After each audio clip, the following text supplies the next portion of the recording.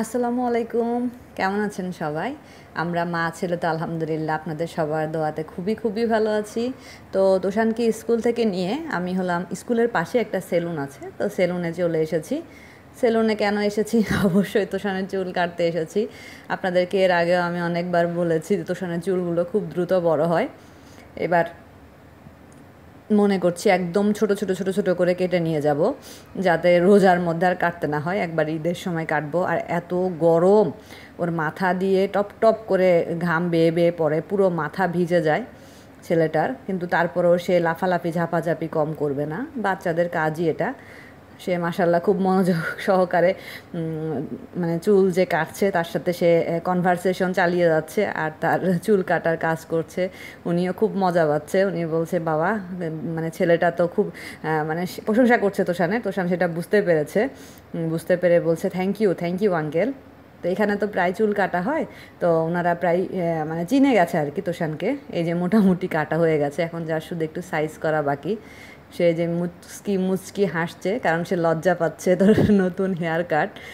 সে ভালোই লজ্জা পাচ্ছে। মাশাল্লাহ বাচ্চাটা আমার চুপচাপ হয়ে আছে। তো ঠিক আছে, চুল কাটা প্রায় শেষের দিকে, এখন তো বাসায় চলে যাব, পরে ক্যামেরা অন করব।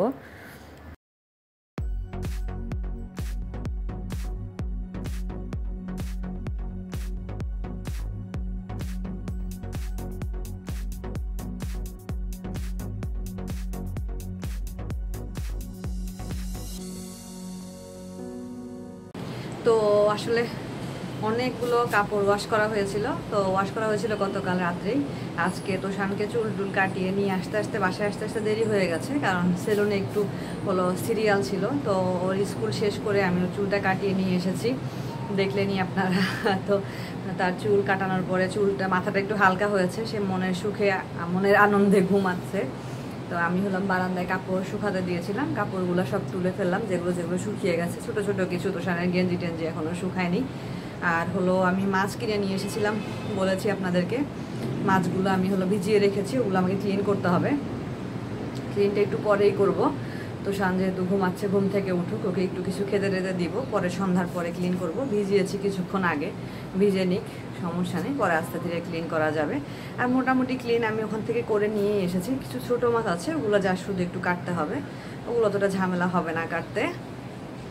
আর তোষানকে নিয়ে আসার পরে খুবই ব্যস্ত ছিলাম, যেহেতু দেরি হয়ে গেছে আস্তে আস্তে, মোটামুটি বাসায় এসে অনেক কাজ করতে হয়েছে। এই কারণে আর ক্যামেরাটা অন করার সুযোগ হয়নি। তো এখন ভাবলাম যে ক্যামেরাটা একটু অন করি, আপনাদের সাথে একটু কথা বলি। তো ঠিক আছে, এখন ক্যামেরাটা আপাতত অফ করছি। তোষান ঘুম থেকে উঠুক, তারপরে আবার ইনশাআল্লাহ পরে অন করব।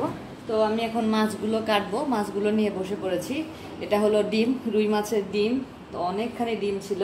তো ওরা হলো মাছের পেটটা সুন্দর করে কেটে পেট থেকে ময়লাগুলো বের করে ডিমটা আবার খুব ভালোভাবে ঢুকিয়ে দিয়েছিল। তো ডিমটা আমি ক্লিন করে নিয়েছি, একটা বক্সে নিয়ে নিয়েছি, এখন আমি ডিপ ফ্রিজে রেখে দিব। আর এই যে এনেছিলাম, এটা হলো কি মলা মাছ বলা যেতে পারে, হ্যাঁ মলা মাছের মতোই। আমি মাছ চিনি না, যদি ভুল হয় প্লিজ বলে দিবেন আমাকে। তো এই মাছগুলো এখন ক্লিন করে নিব। আর এনেছি দুইটা রূপচাঁদা মাছ। রূপচাঁদা মাছ আমি শুধু খাই, আমারই পছন্দ, তোষানের বাবা খুব একটা পছন্দ করে না। তো আমি রূপচাঁদা মাছটা আমার খুব ভালো লাগে, তো আমি 2 পিস নিয়ে এসেছি। আর এই যে রুই মাছটা, এটা অনেক বড় রুই মাছ, অনেক বড়। আর পেটে ভর্তি ছিল একদম ডিম। তো ঠিক আছে, আমি মাছগুলো ক্লিন করে নিই, পরে আপনাদের সাথে কথা বলছি। ক্লিন করে সুন্দর করে ধুয়ে টুয়ে তারপরে আমি একবারে ফ্রিজে রেখে দিব। ডিমটা তো ক্লিন করে নিয়েছি, ডিমটা তাহলে আমি বক্সে ঢাকনাটা আটকিয়ে ফ্রিজে রেখে দেই।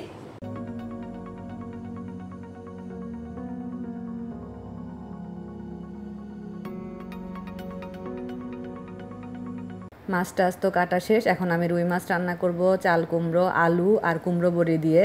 তো আমি যে কড়াইতে পেঁয়াজ দিয়ে দিয়েছি, পেঁয়াজটা একটু ভালোভাবে ফ্রাই করে নিতে হবে। আমি মাছ আর কুমড়ো বড়িগুলো ফ্রাই করে নিয়েছি, ফ্রাই করে আমি এক সাইডে রেখে দিয়েছি। তো এখন রান্নাটা করে নিব। রাত্রে রান্না করলে দিনের জন্য আমার সুবিধা হয় অনেক। এই যে কেটে রেখেছি, সব কিছু কেটে টেটে রান্না শুরু করতে আমার জন্য সুবিধা মনে হয়। মানে রান্না করার ফাঁকে ফাঁকে অন্যান্য কাজ করতে আমার ভালো লাগে না। আমার মনে হয় সব গুছিয়ে নিয়ে রান্না করতে দাঁড়াবো, তাহলে আমার সব কাজ ঠিকঠাক মতো হবে। তো আমি যে পেঁয়াজ বাটা দিয়ে দিলাম 1 টেবিল চামচ, আদা বাটা দিচ্ছি হলো 1/2 চা চামচ, রসুন বাটা 1/2 চা চামচ। মশলাটা খুব ভালোভাবে একদম সুন্দর করে এখন একটু কষিয়ে নিব আর কি, যতটা সম্ভব। তো তো আমি এখানে এখন দিয়ে দিচ্ছি গুঁড়ো মশলা, পানি অ্যাড করিনি, পানি লাগছে না। তো গুঁড়ো মশলাগুলো আসলে যে যার পরিমাণ অনুযায়ী দিবেন, যেহেতু আমি এখানে এভাবে রেসিপি শেয়ার করছি না, তাই পরিমাণটা বলারও কিছু নেই। আর খুবই নর্মাল রান্না এগুলো, তারপরেও যেহেতু আমার ডেইলি লাইফের ব্লগগুলোই আমি আপনাদের সাথে শেয়ার করি, তো এই কারণে ডেইলি লাইফে যদি কোনো রান্না টান্না থাকে সেটা তো অবশ্যই আপনাদের সাথে শেয়ার করব, এটাই স্বাভাবিক। তো রান্না করছি, রান্না করতে করতে আপনাদের সাথে গল্প করছি, ভালোই লাগছে। দিয়ে দিচ্ছি স্বাদ অনুযায়ী লবণ। লবণটা ছাড়া তো অবশ্যই রান্না অসম্পূর্ণ, লবণটা তো দরকার রান্নায়। বেশি হলে সমস্যা, আবার কম হলেও সমস্যা, তাই লবণটা পারফেক্ট হওয়াটাই আসলে অনেক বড় বিষয়। তো মশলাগুলো কষানো হয়ে গেছে, আমি এখন কেটে রাখা আলু আর সেই চাল কুমড়ো দিয়ে এটাকে খুব ভালোভাবে এখন আমি একটু কষিয়ে নিব। কষানো হয়ে গেলে তো তখন আমি এটার মধ্যে একটু পানি অ্যাড করব আর কি, যতটুকু পানি দরকার হয় আর কি। খুব বেশি পানি দিচ্ছি না, আমি হাফ কাপ পরিমাণ পানি দিলাম। এখন আমি এটা খুব ভালোভাবে নেড়ে চেড়ে মশলাটার সাথে মিশিয়ে নিচ্ছি। মিশিয়ে আমি হলাম একটা ঢাকনা দিয়ে এখন এটা ঢেকে দিব। ঢেকে 5 থেকে 6 মিনিট মতো আমি এটা কষিয়ে নিয়েছিলাম ঢাকনা দিয়ে ঢেকে। তো কষানো হয়ে গেছে, এখন আমি এর মধ্যে দিয়ে দিচ্ছি সেই ভেজে রাখা চাল কুমড়ো বড়ি। এটা তো আমাদের উত্তরবঙ্গের খুবই জনপ্রিয় খাবার, চাল কুমড়ো বড়ি।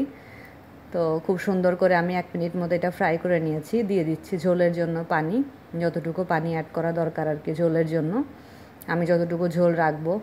তো আলু মাছ অনেক ঝোল টানে, তো পানিটা সে অনুযায়ী বুঝেই দিতে হবে। এখন আমি ঢাকনা দিয়ে ঢেকে দিব এটা। তো এটা এখন আমি 10 মিনিট মতো মাঝারির চাইতেও কম আছে কুক করে নিব। কুক হয়ে গেলে হয়ে যাওয়ার 10 মিনিট পর্যায়ে আমি গিয়ে এখানে মাছ অ্যাড করে দিব। এই যে কুক করা 10 মিনিট হয়ে গেছে, তো আমি সেই ভেজে রাখা মাছগুলো দিয়ে দিচ্ছি। এখানে আমি আগেরও কিছু মাছ ছিল, ওগুলো ভেজে নিয়েছি। যেহেতু লেজ দুইটা দেখতে পাচ্ছেন, হয়তো ভাবতে পারেন লেজ দুইটা কেন। ঢাকনা দিয়ে ঢেকে দিচ্ছি। এটা এখন আমি আর 5 মিনিট মতো মাঝারি চাইতেও কম আছে কুক করে নিব, তাহলেই হয়ে যাবে আমার এই মজাদার চাল কুমড়ো বড়ি আর আলু দিয়ে রুই মাছের তরকারি। রুই মাছটা আমার পছন্দ, আমার ভালো লাগে খুব। এই তো হয়ে গেছে মজাদার তরকারি, সুন্দর একটা ফ্লেভার আসছে। বিশেষ করে চাল কুমড়োর বড়ির জন্য ফ্লেভারটা আরও সুন্দর আসছে, কারণ বড়ির অন্যরকম একটা ফ্লেভার থাকে। তো ঠিক আছে, চলুন যাই। তোষান পড়াশোনা করছে ওর বাবার সাথে, দেখা যাক নতুন হেয়ার কাটের সাথে তোষানকে। সার্কেল করে দাও এটা বিগ মতো সার্কেল করে দাও এমন করে লাইক দিস यस বিগটাকে সার্কেল করো ইকান এটা বিগ যেটা সেটাকে সার্কেল করে দাও সার্কেল করে দাও ফলো দ্য সাবস্ক্রাইব এই যে বাবা এই যে গুড এবার এটাতে কোনটা বিগার এটা না এটা ওকে এটা তাহলে এটা সার্কেল করে দাও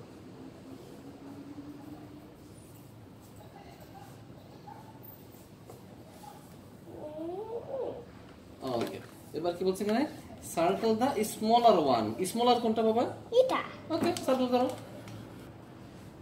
এতগুলো হোমওয়ার্ক এটা না স্মলার এখন না এখানে কি বলছে দেখি কালার দা বিগেস্ট অবজেক্ট বিগেস্ট কোনটা এখানে এটা ওকে কালার করো এবার নাও এটা সুন্দর করে কালারটা বাইরে না যায় হচ্ছে না না হচ্ছে ইচ্ছা করে, কিন্তু তার এখন ইয়ে করতে হবে। তাই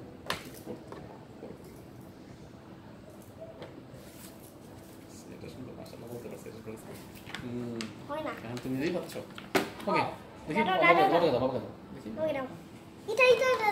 ওকে নাও এটা আমি করি ওটা লাগবে না থাক এটা করতে হবে না লাগবে পানি কেন। তো রান্না শেষ, তো শান্ত পড়াশোনা করছে।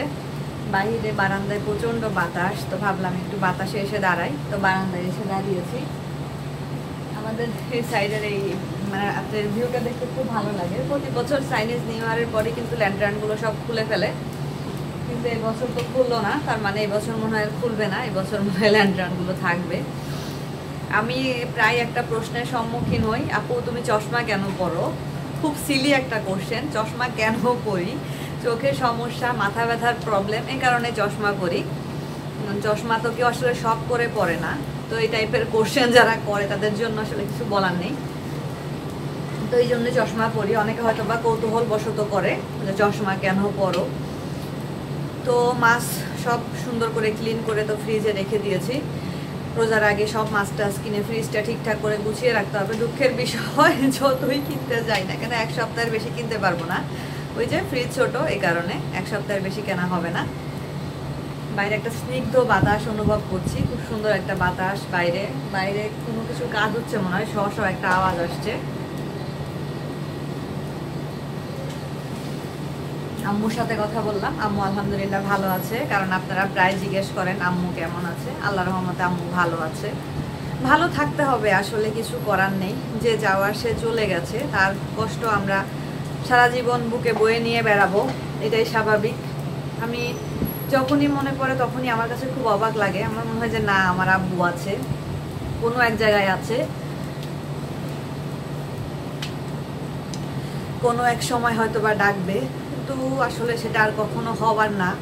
ওই দিন আমি আমার খালাতো বোনের সাথে কথা বলছিলাম, তো আমার খালু মারা গেছে 13 বছর। আমি আসলে আব্বুর কথা বলার সময় খুব বেশি ইমোশনাল হয়ে যাই, এজন্য আমি আব্বুর কথা খুব একটা ব্লগে বলতে চাই না। তো আমার খালাতো বোনটা আমাকে বলছে, আমি কথা বলছি আপার সাথে, কথা বলতে বলতে মানে আমাদের সাথে খালাতো ভাই বোনদের রিলেশনগুলো এমন যে আমাদের কখনো মনে হয় না যে আমরা খালাতো ভাই বোন। আমার খালা একটাই খালা, আমার কোনো মামা নেই, আপনারা জানেন। আমার আম্মুর অনেক বড় আমার সেই খালা। তো আমার খালাতো ভাই বোন অনেকগুলো, আলহামদুলিল্লাহ। 3টা ভাই আমার খালাতো আর 2টা বোন, সবাই অনেক বড় বড়। আমার ছোট খালাতো ভাইটা আমার ভাইয়ার বড়, তার মানে সবাই বড় বড়। তো বড় আপা, ওই আপার কাছে ধরতে গেলে আমি ছোটবেলায় মানুষ হয়েছি। কারণ আমি হওয়ার পরে আম্মু অনেকদিন নানু বাড়িতে ছিল, তো আপাও তখন নানু বাড়িতে থেকে পড়াশোনা করতো। আপা আমাকে ছোট থেকে অনেক যত্ন দিয়ে মানুষ করেছে, আর আমি সবার ছোট ছিলাম। সবাই খুব আদর করতো, আমার হাতে মেহেদি পরিয়ে দিত। সেগুলো যখন দেখতো একটু কালার হয়েছে, সব খালাতো ভাই বোনরা আরেকজনকে ডেকে দেখাতো, দেখ দেখ নিশির হাত লাল হয়েছে। মানে খুব এক্সাইটেড থাকতো আর কি ওরা আমাকে নিয়ে, খুবই আদর করতো। আর আমি ছোটবেলায় অনেক মোটা সোটা ছিলাম। তো আপা বলছে যে দেখ আব্বু মারা গেছে, মানে আমার খালু মারা গেছে 13 বছর।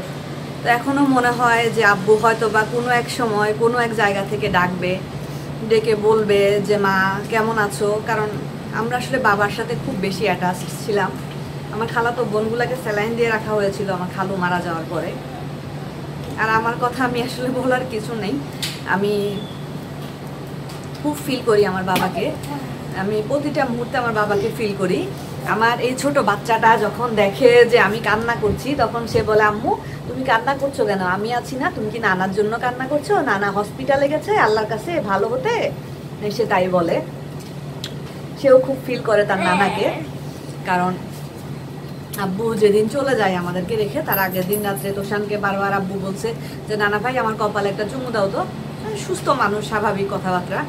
তো তোষান না চুমু দিচ্ছিল না, তো আমি তোষানকে বলছি বাবা তুমি নানার কপালে একটা চুমু দাও, আমি তোমাকে একটা চকলেট দিব। তারপরে সে গিয়ে আব্বুর কপালে চুমু দিছে।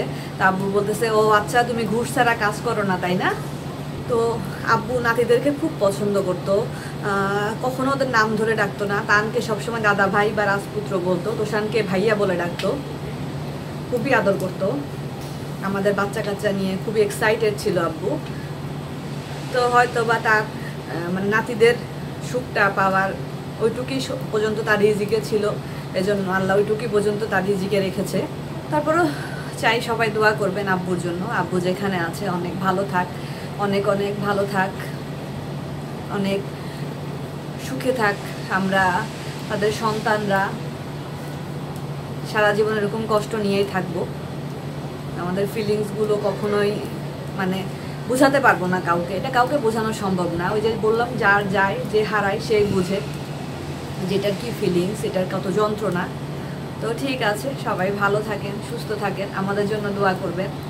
আমার ভিডিও বা ব্লগগুলো ভালো লাগলে প্লিজ চ্যানেলটি সাবস্ক্রাইব করবেন। আর আমি সরি আপনাদের সামনে এসে এরকম ইমোশনাল হয়ে যাওয়ার জন্য, মাফ করবেন আপনারা আমাকে।